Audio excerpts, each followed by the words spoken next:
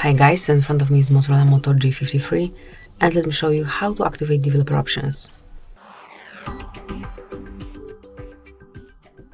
So at first enroll the list of all apps, then find and select settings, then scroll all the way down and click on About Phone.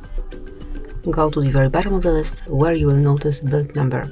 Tap on it 7 times, then provide your PIN code, password or the pattern, whatever is protecting your screen, and as you can see, from now on you are a developer. So let's go back and now you can find developer options under System. Here, smoothly click to open, use everything here, and whenever you would like to hide it again, just unmark the stop switcher. As you can see, they are no longer accessible, and then they will also disappear from the system list. And that's it, that will be all. Thank you for watching. Please subscribe our channel and leave the thumbs up.